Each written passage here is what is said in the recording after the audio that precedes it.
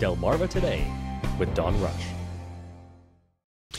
The Maryland Folk Festival is gearing up for its first annual event. You're listening to Delmarva Today. This is Don Rush. The National Festival has moved on, but already a number of acts have been announced that will take the stage this September. In addition, volunteers have been recruited to help out. In our studio is Carolyn O'Hare. She's a local manager for this year's event. Welcome to the program. Thank you for having me. So how's it going in terms of getting the volunteers and getting things up and running?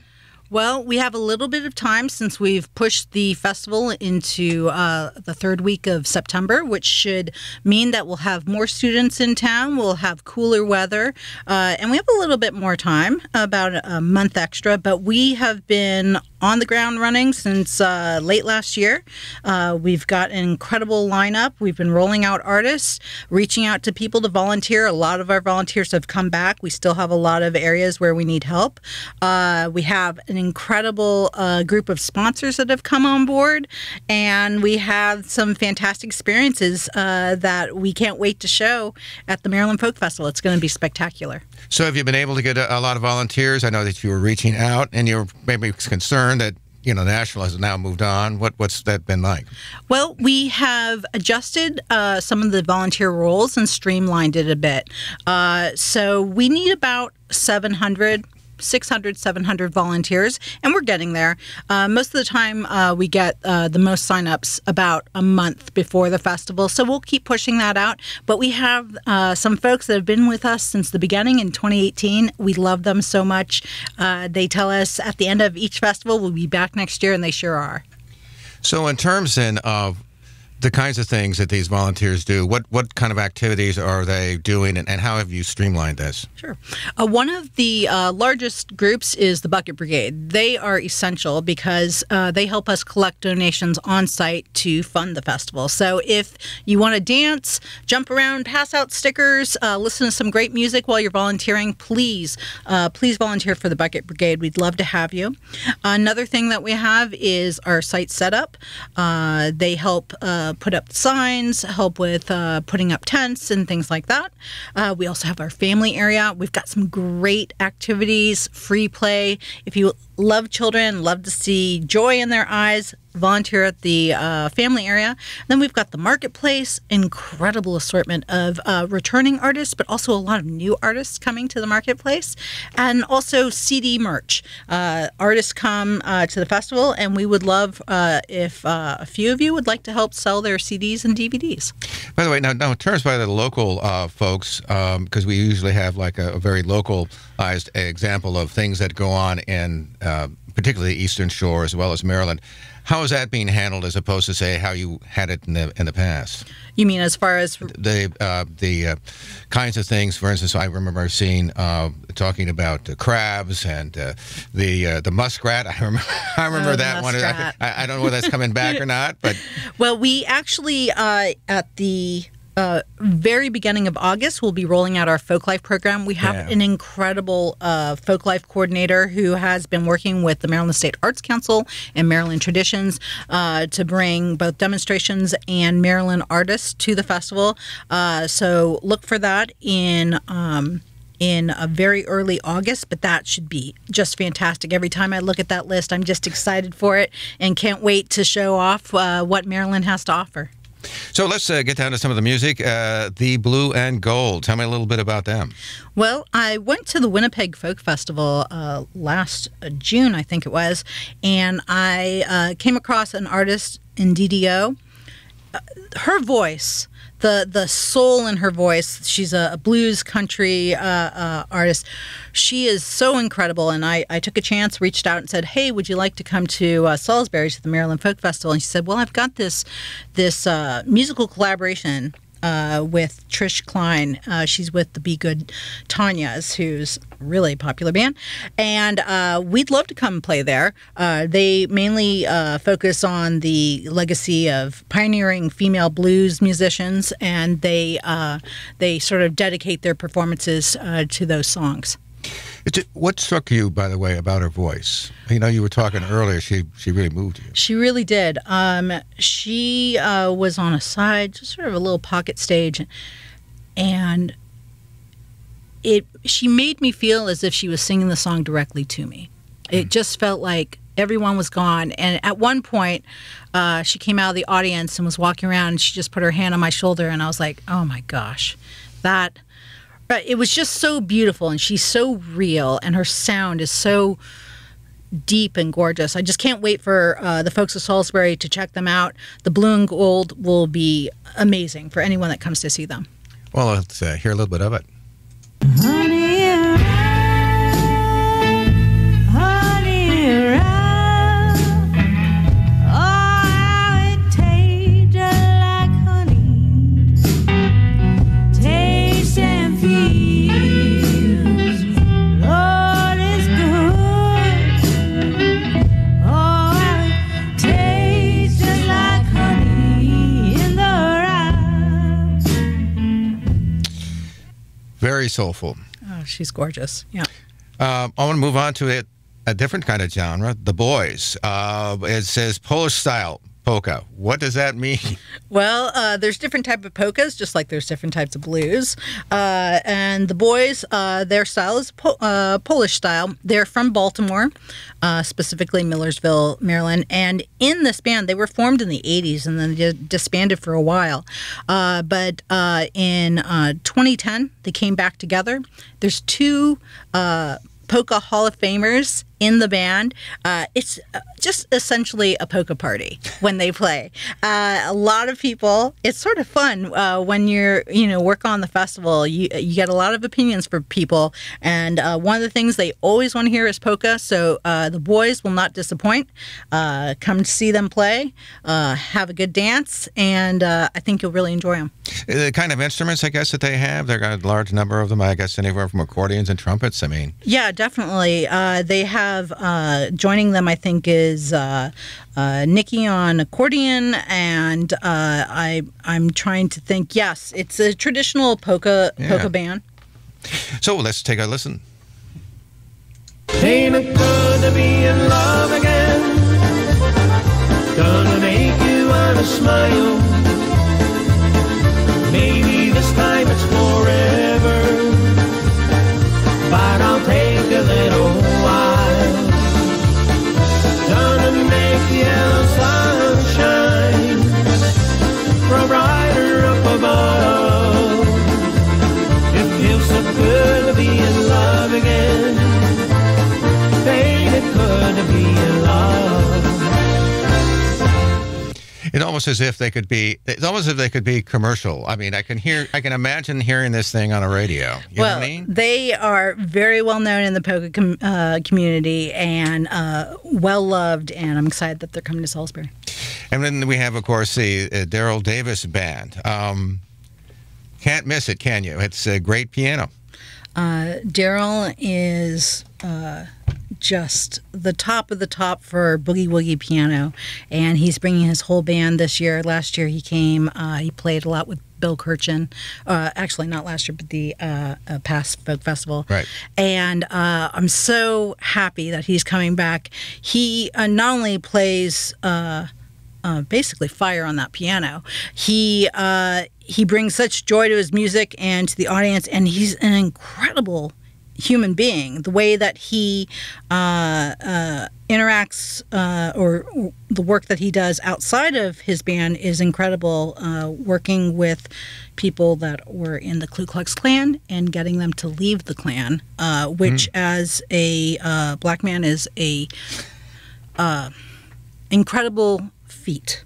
But he is a fantastic person, and I'm so excited that he's going to be here. And if you've heard Daryl play, you will not be able to stay seated during his show. I mean, it's very, very sort of really captures you in a lot of different ways when he's playing, and the notes seem to sort of pour right out of the piano there. Yeah, it sort of beckons back to like Jerry Lee Lewis and folks like that. But his piano playing is it's exciting and it's energetic, and again, we're very lucky to have him at the first Maryland Folk Festival. Well, let's hear a little of it.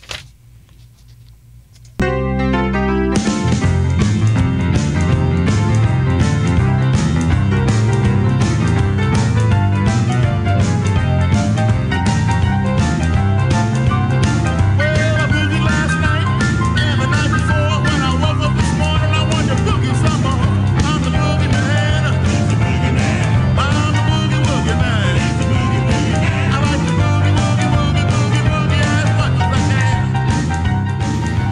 you're right. He does have that Jerry Lee Lewis kind of sound. I mean, I can imagine Jerry Lee Lewis singing that song. Exactly. Yeah, he is. He's an extraordinary musician, and he's worked with some incredible artists such as Chuck Berry, the Coasters, Bo Diddley, and more.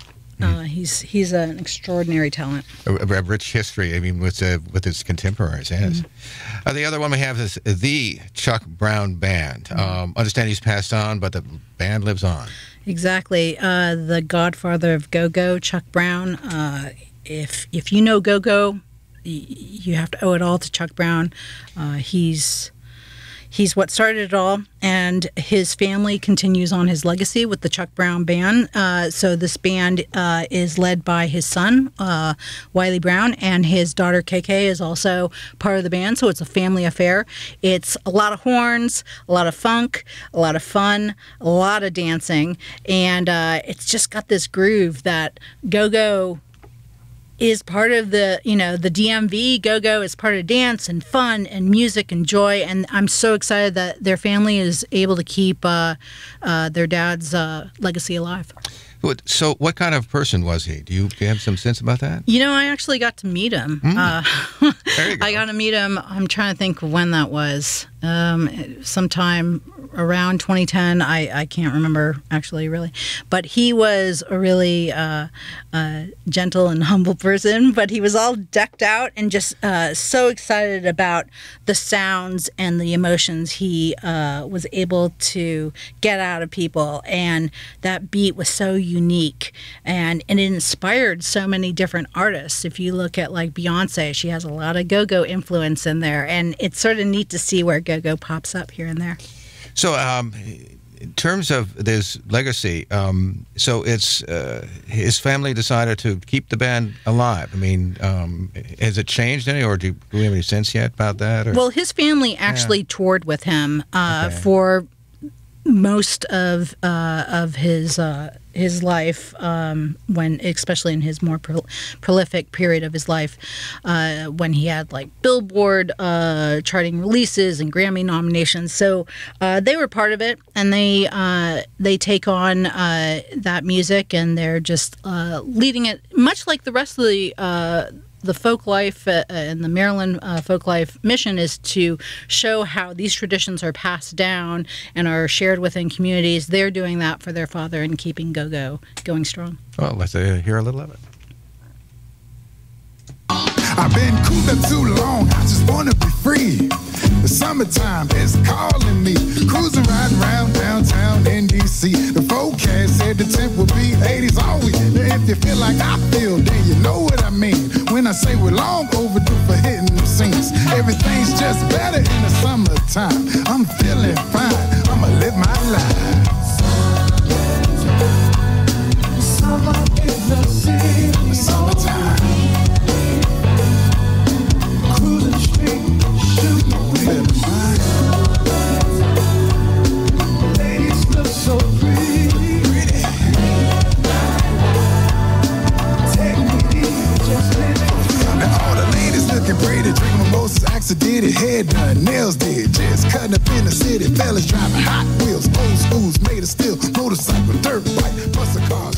It almost has this kind of mix on the one hand of sort of this hip-hop kind of thing, rap on the one, but then it has a very traditional backdrop that I've heard on black stations for years. It's got this incredible beat to it. It has this funk to it. It has this just sort of movement that just gets you going, and it's a very it's fun music to listen to. Because it reminds me of a number of groups that I can remember going back to that, in which you had that kind of blend of harmony and this sort of movement of the music that now, and what he's done is he's sort of then layered on top of that this kind of like voicing, as it were, I think. Exactly.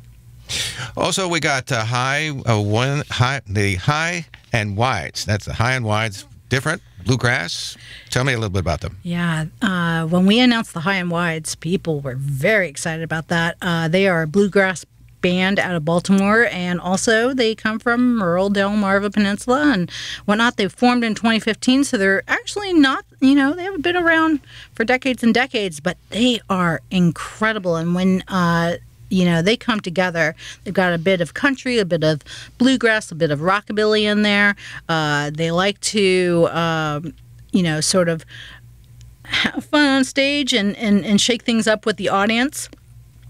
They've had 2 albums released in 2018 and 2019 of their original music, and they're releasing they released another album in 22 of some covers that they've done. But they are a fun band, and when we announced them, the amount of emails and messages I got was rather incredible. Because, as a matter of fact, one would think bluegrass, particularly for a small contingent, they're dedicated followers.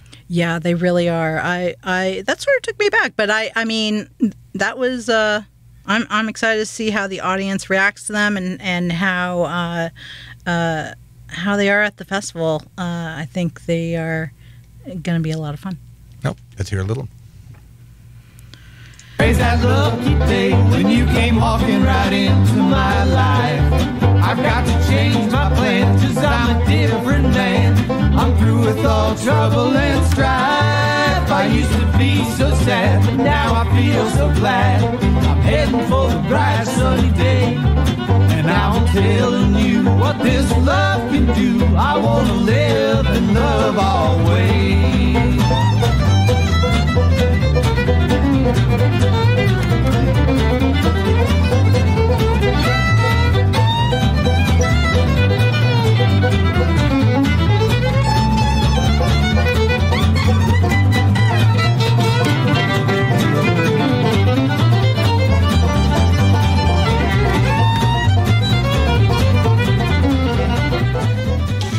And finally, we have what's described as old-time hammered dulcimer. What's that like? Describe the band and how they blend, I guess, some banjo music in there. Sure. So Ken is the father and Brad's the son.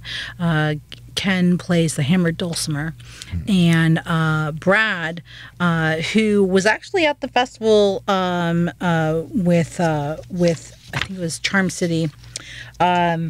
In the past, they're just a wonderful duo. They have this incredible combination between the hammered dulcimer and the claw hammer banjo, and I love that father and son playing together and blending their styles together and coming up with this old-time music. In fact, Brad hosts an old-time music festival in Baltimore, and he's been an incredible resource, actually, talking to him about musicians in the area and people that we may want to look at for the festival in the future. So how big of a audience do you think there is for this particular kind of music? Well, or what have you heard? Let's put it that way. Sure. What's interesting is at the festival, people accidentally fall in love with artists, and I think they come around, they walk from stage to stage, and if someone doesn't know what old time is, they might pop their head in, or they may just be walking by, but as soon as they hear this music, they'll gravitate towards this stage and this artist. Old time doesn't mean sleepy. Old time doesn't mean you won't enjoy it if you're not old. It just evokes a different era, and again, such a neat combination of older and younger people in the band, and layers of experience and years of dedication to music. Both father and son, this is their livelihoods, and this is something Brad's grown up with around his father, and it's rather special. And they've broken off into different groups. Again, Charm City Junction played at the Folk Festival. That's Brad's other group. But it's a pretty neat thing, and I hope that people accidentally find them, because they're going to love them. It turns, by the way, it almost seems as if there's a certain sort of folky quality in the sense of the kinds of instruments that they use. That they're really drawing on a a long tradition, I think, within American music. I mean, Yeah, it's very sort of Appalachian, sort of this sort of old sort of like roots music that they're tapping into. But I think they give it a bit of a modern twist with their vocals, and it's really wonderful to listen to. Well, let's take a listen. I wish I was Bowling Green, sitting in my chair. One arm around the soul guitar, the other around my dear, the other around my dear Bowling Green. Good old Bowling Green.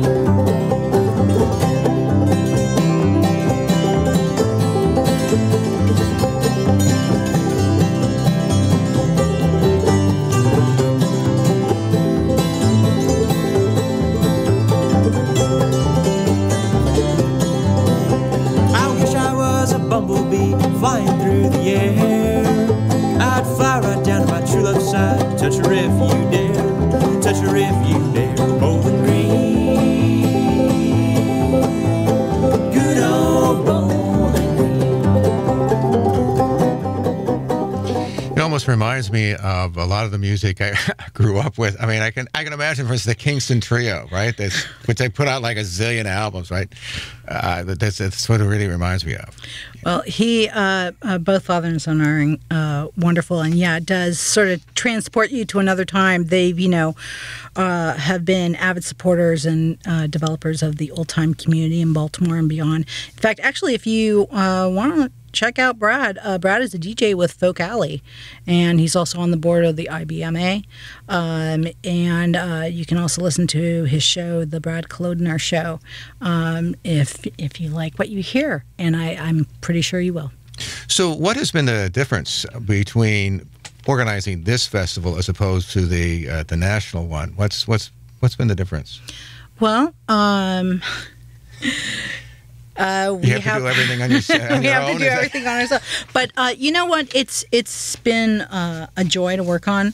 What I love is how supportive the community is of this event, and how we've really tapped into our community about not just presenting a festival to them, but asking them what they want to see, what they want to hear, what they need at the festival. So I feel like our community has been even more involved, and I've appreciated all their help.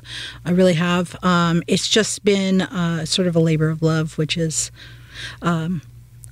basically what it is. But it's a lot. It's a lot. But and then there's all this other stuff going on downtown. So we're working our way through it.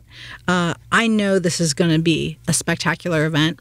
My aim, though, is that this is a long-running event.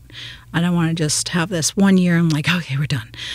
This needs to be sustainable. So, again, streamlining things, making things that can last more than 1 year, finding ways to use our volunteers as best as possible so that they're excited to keep coming back. These are all things that we want to do to keep this running on and on every year.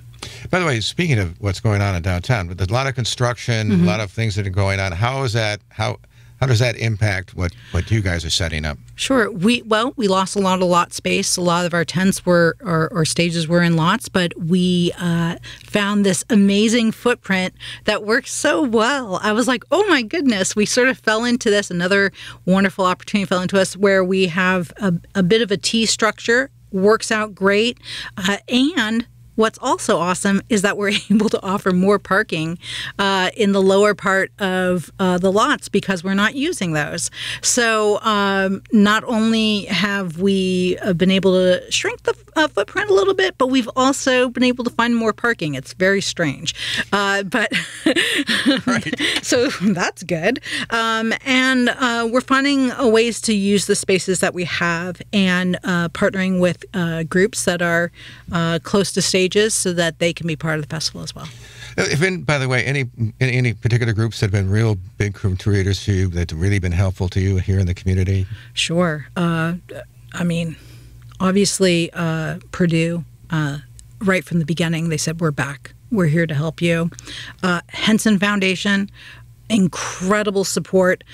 They are funding the family area, which will have lots of free play, make and take crafts, collaborative art, just a place to chill out. You need a place to just, let your kids just sit for a moment or play for a moment while you have a smoothie or, have something to eat, a lactation station, just an area that's just for families that they can just sort of take a break from the stages.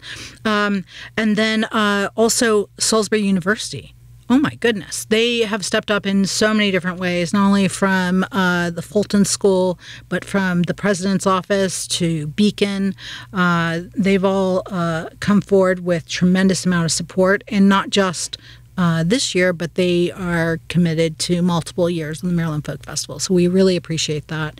And then our local community, our friends in the community have stepped up and said, what do you need? What can we do? We know that this is now the Arts, Business, and Culture Department doing this.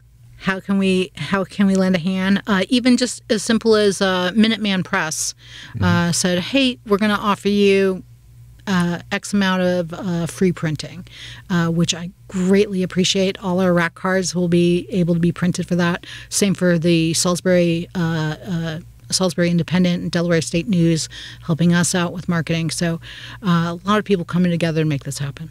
What's the fundraising mechanism for this? Where's the funding coming from? The funding from anywhere you can get it. Anywhere I can get it. The majority of it comes from sponsorships and grants, and then we look to obviously the Maryland State Arts Council, who is coming in as a sponsor. They are incredibly supportive, and I appreciate them. And then on-site donations, as well as beer sales. Right. That's important. Beer sales are important. But that's about it. I mean, so, we really rely on outreach to those that have supported us in the past. So, that was also one of the things of how do we keep this long running. We need to know what can people truly give, and we can't do more just because we want to do more. We have to do what we can afford. So this will be an incredible event, and I hope we continue that, and I hope people enjoy it as much as I do and supporters do. By the way, do we expect any high-profile figures? I know, like, actually the first one, I think we had the governor. I don't, whether or not the governor's indicated he's going to stop. I cannot imagine this festival without Jake Day. I'm sure. Any commitments yet, or what do you expect? Yeah, we're very excited. Governor Moore will be there, and as well as Secretary Day and Assistant Secretary Glanz. And obviously Mayor Heath and our Poet Laureate, Nancy Mitchell, will be there. And yes, everyone's coming together. I'm very excited. We reached out to Governor Moore a while ago, and luckily we are good to go, and he'll be there. So the other question is, you've been doing this for a long time. You're going to continue to do this? What's your prospects? What's your future? Well, that's the plan. But plans change. I don't. Right now, I'm focused on the Maryland Folk Festival and getting this out. But I work with the Arts, Business, and Culture Department as the Events and Culture Manager, and right now we've got year-round events such as Riverfest coming up on July 29th, and the Summer Concert Series, and Third Fridays, and Hops on the River, and any collaboration with groups such as like Pride or Juneteenth or the Haitian Flag Parade, Salisbury JC's. I mean, it's just sort of nonstop. But we're also going to do the Maryland Folk Festival. Is there, you're going to fit yourself in? Yeah, we're going to fit ourselves in. No, it's a lot of fun. We've got a really strong team that we've built over the last year. And it does seem as if this festival, I mean, obviously other efforts for the Pride, so on, have been there, but it does seem as if the Folk Festival has kind of put Salisbury a bit on the map, I think, in terms of that people are noticing. That was the initial hope, and I think we've succeeded in that way. And we've also planted, I think, several seeds, because I've seen since 2018 a lot more events coming to town, a lot more people saying what's possible and being able to move forward with it. And I feel like people are enjoying our downtown and the surrounding areas because there's a lot going on. There's constant stuff going on. So, we want to improve the quality of life for everyone, and we want to get people into businesses, and we want to make sure that people know that Salisbury is here and ready for visitors to come. Do you think the festival is, over the last, it's now about 6-7 years, something like that, has shown people that this can be done, that this kind of thing can be done? I mean, do you see yourself as a leader in that sense? I do not see myself as a leader at all. Well, a festival, but yeah. But I think that that was something in the beginning. I remember hearing, it can't be done. It's too big. It's too much. And I said, well, let's get it done. And then you tell me what you think afterwards. And I think that's where, still people think it's a lot. And it is a lot. It's a big lift, but doesn't mean it's impossible. And I think we prove that every year since 2018. We were speaking with Carolyn O'Hara. She's the local manager of the Maryland Folk Festival. That'll take place here in September in Salisbury. We appreciate you taking the time to stop by and chatting with us and listening to a little music. Thank you. You're listening to Delmarva Today. This is Don Rush.